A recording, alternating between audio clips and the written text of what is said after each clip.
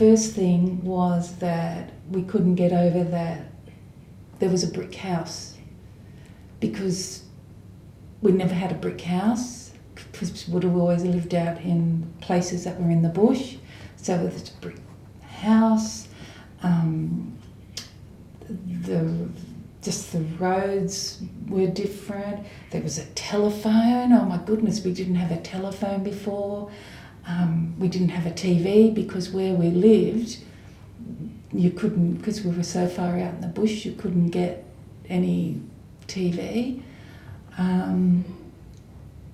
It was just so exciting. What was it like when you moved in? It was a brick house, and that was exciting because you were used to timber houses. Yeah. But had it been modified in any way, or was it very old-fashioned? Well, I think the only modification that had been made was the whole back part of the house had been put on. So other than that, that was it. And the garage had been put on, but other than that, that was it.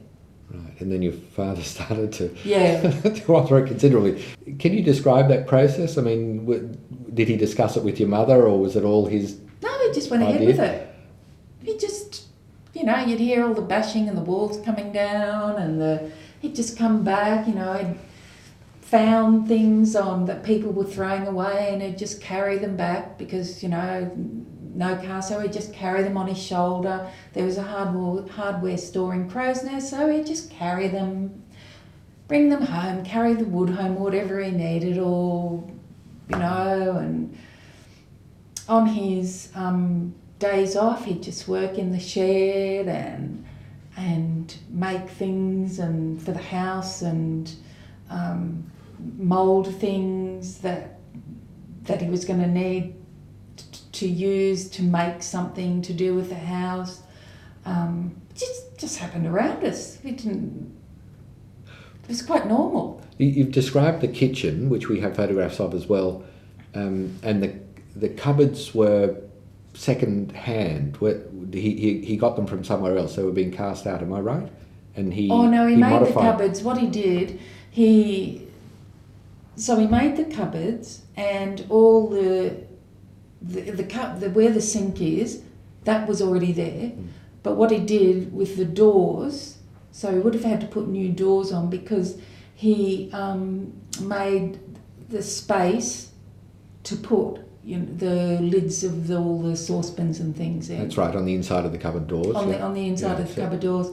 And then where the kitchen table is and the fridge, etc. So he had to build all that.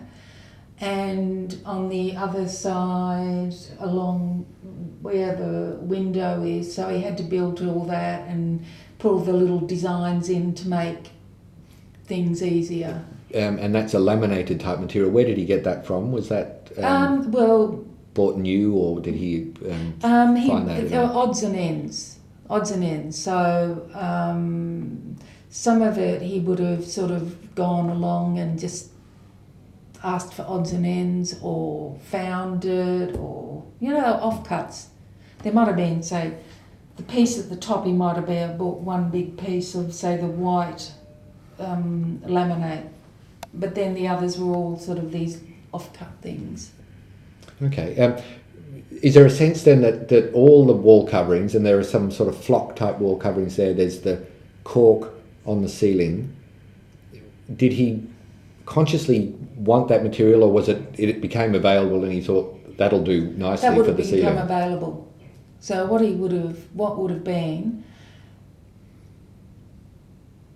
everything just evolved, really. So he wouldn't have gone out thinking, I want cork for that. He would have just gone out, saw that, looked at the price, they've got plenty of stock, that'll be nice, and put that there. And then with that other decorative, I don't know what you would, cork-like look, that was really, you added the glue to it, and then you put it on. This is the wall covering we're talking about. Yeah, this other special wall covering thing. Once again, he would have liked the idea of that sort of, Yeah, and he would have thought, oh, that would look nice with gold trimming. I'll get some gold trimming. So, because you have to remember, he came from a background that was very ornate. So, you know, if you go to a lot of the palaces, and if you go to the castle in Prague, it is very ornate, and a lot of the Czech crystal, very ornate. Where did you get that? A lot of gold. Indeed, and there's a chandelier. Yeah. So where did that come from?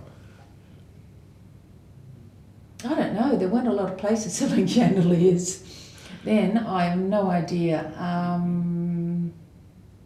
Don't know, but that just appeared. Do you remember that being installed?